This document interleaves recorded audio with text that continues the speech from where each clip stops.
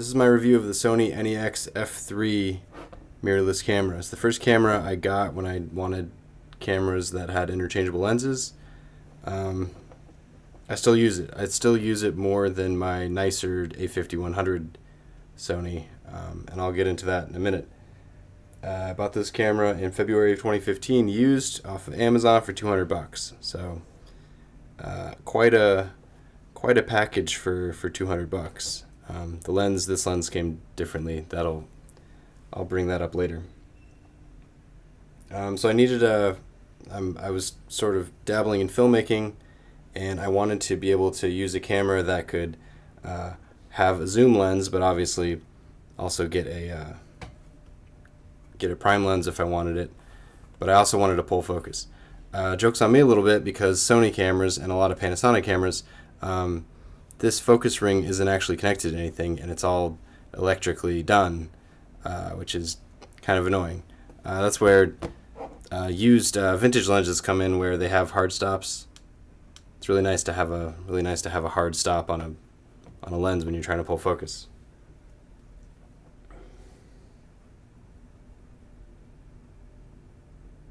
My whole plan here was I was going to try to get the cheapest camera that had all of what I wanted. So I knew I wanted to be able to take the lens off, because I wanted to put other lenses on it, specifically vintage lenses. But I also wanted to have a decent image, and the big thing that was selling at the time that Sony has sort of gone away from, which I'm confused by, is so the screen pops up, flips all the way up, so you can do a selfie, which is how I shoot almost all of the stuff when I don't have another person. So I wish Sony would get back to that. They keep putting a viewfinder here, which is getting in the way, or the A7s always have viewfinders here, but once upon a time this used to be really good, and it's actually awesome. I quite use it. It would be nice to flip out and not have it be where everything else is, but you know, also pop-up flash. It's a Sony, so just be aware there's going to be like cliche Sony issues. The first thing is these little tiny batteries have terrible battery life. I was shooting on this earlier, and I think I shot for like 15 minutes, and let's see, it'll boot up, it'll tell me how much battery I have. So I lost 20% just by shooting for like 15 or 20 minutes. It's actually pretty decent. In my other camera, that would be like 50%. Yeah, so Sony battery life is an issue. I just have a bunch of batteries. Don't buy the cheap Chinese batteries, because they're not good. Buy like Wasabi or a decent battery if you want to add extra batteries and not pay what Sony's asking for it. The menus on the Sonys, super annoying. This one is one of the more user-friendly ones, but first of all, there's no actual settings wheel, so you have like a fake one. That's whatever. But then you also have just lists and lists and lists of menus, and they're all like this. The new Sonys have a different menu setup, which is actually proven going back and forth between menus is kind of annoying, I gotta be honest, between my black camera and my silver camera. This is my silver camera, obviously. Oh, hold on. The big thing that Sonys are known for, and this one is no exception, is overheating.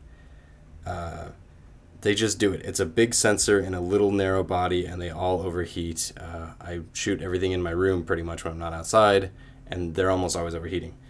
I went in and actually, you can't really tell, but I ripped the sticker off because I was being silly, but there is material in here, to like heat-sink material that I put in. So at some point maybe I'll do a video of how I did that, because I did it with both cameras. It really worked out nicely putting in material on this camera. It used to overheat after like maybe 20 minutes, and now I can go almost up to an hour on this one, depending on how I do it. Obviously the new camera, the black A5100, overheats a lot faster, and it's super frustrating. So that's a big reason why I go to this camera so often, is because the 1080p quality is very decent. See, I'm already down to 72%. I don't understand. I don't understand these batteries. But the image quality is very decent, and it's a huge sensor for what it is. I mean, it's still APS-C, so it's not a full-frame sensor, but it's quite big. It's about the same size as what filmmakers have been using on motion picture cameras forever. So that's really nice. That's another big plus, is how filmmakers talk about lenses, because I'm a big lens nerd all of a sudden, is in reference to about this size sensor. So that's kind of when they're like, I want a 40 millimeter, they're talking about a 40 millimeter on an APS-C sensor. So that's really helpful. So this thing overheats. It's actually, now that I finally got the sort of the combination of heatsink material in there correct, this one is pretty reliable, and it's why I go to it all the time, because I know if I pick up the black camera, it's going to overheat no matter what I do. So I only really get like one good take out of it, and then I'm fighting overheating, and I get babbly and it gets messy. Also, audio. Sony was doing this thing. So this is a first generation mirrorless camera. We're on like generation 3, I would say. So there's a pop-up flash, but they also had this sort of multi-port. So you could buy like a $400 microphone to put on it, or a $400 viewfinder, or a $400 flash. With this multifunction viewport, they've stopped doing that, which I'm happy about. I wish they would have a hot shoe on here instead, but yeah, there's this multifunction port, which was just expensive, and it was just Sony trying to trick you into buying more Sony products, because there was never an aftermarket piece for that. The ergonomics on this one is actually better than my black camera, but it's still a teeny tiny camera. I don't have big hands, but I feel like a gorilla holding this camera. It's also very light. For filmmaking purposes, it's silly how small it is. If you put it on a rig, or if you do that, it just looks obnoxious, because every lens is going to be bigger than this lens. This is an old stills 28 millimeter with an adapter, and it's already the same size as the kit lens. Like, it's crazy how big other lenses are on this camera. And so no matter what, this camera is going to be nose heavy. Who cares? It's really like, this is still the best. Just doing that is the best. It's super great. See, you can even see me. Super great. I like, this camera was meant to be sort of barehanded, bare bones, set up like that. Again, no viewfinder. This was when Sony just decided that this is so much a consumer camera. Even the way the menus are set up, there's like explanations for everything. It's not meant for a pro, which is kind of nice, I got to be honest. Let's see if I go to like object tracking, it'll tell me what object tracking is about, that kind of thing. The big other issue with Sony's is, so their menus are so ridiculous. This camera actually kind of fixed that though, because you can customize buttons. It has like no buttons on it. It has 1, 2, 3. Like, it has no buttons, nowhere to plug in an audio jack. Not that you could mount it because you don't have a hot shoe. Like, you just don't have stuff. But it has this soft custom button that you can push. You can program it so you can at least get five things, which is nice. One of the buttons that I just found that I really wish it had was object tracking and then zoom, because it has this clear image zoom thing, which is super great for video. And the newer cameras have a zoom rocker like right here, so you can just turn on clear image zoom and use it. But this one doesn't, so you have to do it like this. And it's pretty much unusable in this format, and you can't do it with video. So, like, what's the point? The new cameras, though, what a great selling point is that clear image zoom, because you now, if you put on like a 28 millimeter lens, you have a 28, but you also have a zoom that'll get you all the way to whatever 28 times 2 is. It's beyond me. Also, this camera, just because it's a cheaper camera, the base ISO, the minimum, is 200, whereas modern cameras, it's 100. So that's not great. It hasn't been that big of a deal. This camera's not super great in low light, but it's better than a lot. Like, I would put it up against any Panasonic cameras, just because it has a big sensor and they don't. My A5100 is excellent in low light, as are all the A6000 series cameras, and the A7s are like legendary. But for what it is, it's really decent. It's really decent in low light, but it's not like, it'll let you down if you're actually serious about that. But the whole point of this camera is you're trying things out. You're doing a bare minimum. Like, the whole kit, like, I would say I paid $200 plus another $30 for batteries, plus another like $30 or $40 for a lens and an adapter. So $300 out the door for what is essentially a filmmaking kit. I also use an external recorder that I bought for $100, but really, like, you could get it done. So the good stuff, it's got a big sensor. It's interchangeable, so you can put on interchangeable lenses and adaptable lenses. And the big truck is driving by again. Are you kidding me? Oh, it's not. It's a 60s Mustang. Welcome to the beach. So yeah, so the big sell. This is also with Panasonic's, but also APS-C Sony's, is you can adapt a ton of stuff to these cameras. Whereas Canon's, for instance, this is Canon FD glass, so old school Canon glass, will not fit on a new Canon because of flange distance. But, you know, that's the whole, like, the E-mount, the Sony E-mount is great, and it'll be around for a while. I gotta say, the kit lenses are pretty decent. This is the 18 to 55 kit lens, so it's the older kit lens. The new kit lens is the 16 to 50, but it has optical steady shot, and it has an actual zoom, which the new ones, they're, you know, controlled internally, and it has a focus ring, if you can call it that. It also, when you have it on auto, this doesn't do anything at all, but that's fine. Like, it's a really decent package. It's not super bright because it goes only up to 3.5 at the widest setting, so that's not super usable. But again, this is a 2.8. You get a Canon FD 50mm. That's a 1.8 or 1.4. That's really bright. You have a really decent package going on with pretty good depth of field, so you got that blur and that bokeh that everybody likes. It's got focus peaking, which is super nice. Let me see if I can get to focus in time. I can. My A5100, this middle button is not programmable, so I have focus peaking, so that yellow means that that's in focus. Awesome. It also has zoom for the focus, so you can check focus. I think I actually programmed a button that way. Yep, I did. So even better, so you can do that. Can't believe that Mustang did that right in front of my window.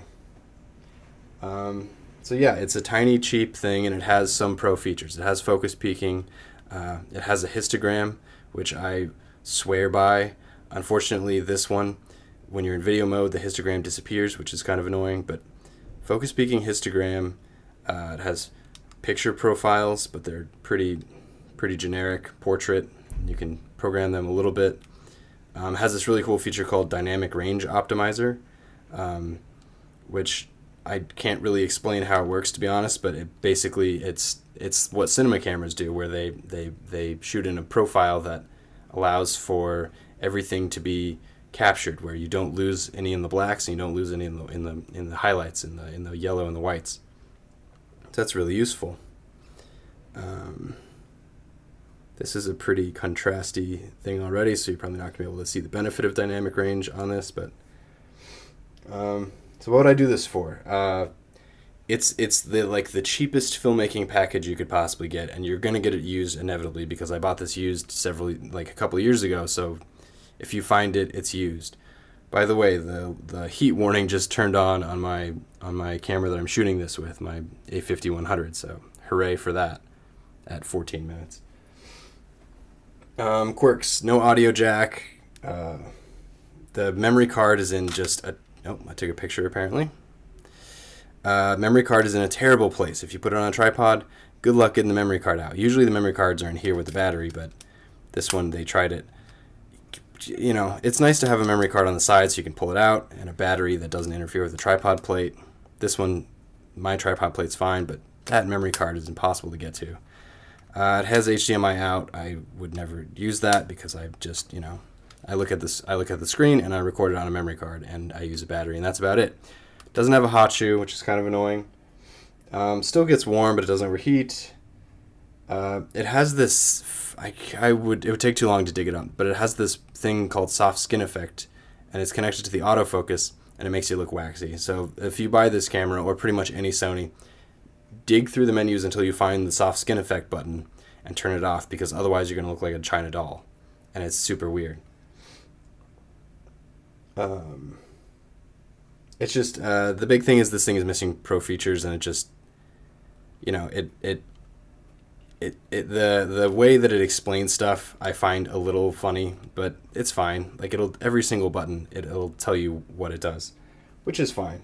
It's good to learn on. The big pros, big sensor. This one has a sensor cleaning function that new Sonys don't, which I don't understand, because these things get dirty because they're mirrorless. They don't have a mirror sort of protecting them, so they will get dirty. So it's a cheap, decent camera. You can't hack it to get recording time longer than 30 minutes, so it's going to shut off at 29.97 or whatever. So you got to keep turning it back on. So, but for what it is, it's a really decent package. I honestly use it for almost all my stuff because the A5100 just likes to overheat, and it drives me crazy. Even though I put in the padding to sort of help it with the overheating, but like this package right here, you could shoot a film with. That's, you got 1080. You can do it at 24.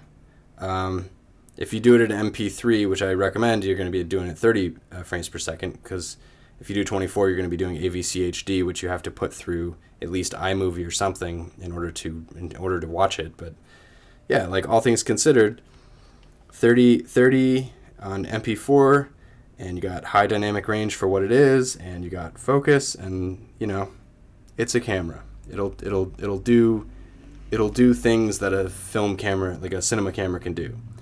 It does them all in a super weird way because it's a cheap consumer camera, and the stills on this 16.1 megapixels are kind of like, who cares? My A5100 is 24 megapixels, which is crazy how good the resolution is. It's just insane to me. But altogether, like, it's a really best $200 I ever spent. I still, because it's a Sony, I still find weird quirks all the time. But, the trade-off for a $200 camera versus a Panasonic, which is $500 or $1,000, can't go wrong. So I hope you like this review. What a weird camera. I haven't seen anybody have this camera since I've owned it, so it's definitely a little gauche and a little out of style, but, it shoots 1080, and it has a big sensor. And that's pretty decent. And it matches pretty well with other Sonys. So let me see if I have anything else I want to talk about. It's a fun little camera. If I break it, I'm not going to feel bad because it was $200. Like, lenses are minimum $200. So the fact that you can get basically a movie out of $200, I'm just astounded by. The autofocus. The autofocus on this is quite good. New Sonys, the autofocus is much better, but we're in autofocus right now? Yeah. Or something. We're in something auto. No, we're not. What am I saying, dude? Anyway, the autofocus on this is good. Depends on the lens. This lens, the autofocus is really decent. The other kit lens, the 16-50, the autofocus is so much better. Stabilized lens even, it's just like, it's really decent. Like, if I needed to shoot something and I was in a hurry and I didn't have time to turn on, manual focus, and I didn't have time to set my settings, I could just turn it on and go and just set it to even program. Even program is kind of decent. If you're a filmmaker, you want to do manual, but if you're in a pinch, you can do it, and it'll do it. So, what a fun little camera. If I ever upgrade, which I inevitably will, this will probably be my crash cam or my helmet cam, or the camera that when we put underwater, maybe that underwater thing is a little leaky. Like, this is it's treated me real nice. I learned a lot. Going from this to the next step, which is the A5100, there's still a learning curve, but I'm so glad I started on this because now I sort of understand the weird intricacies of the A5100 better. So, thanks for watching. Bye.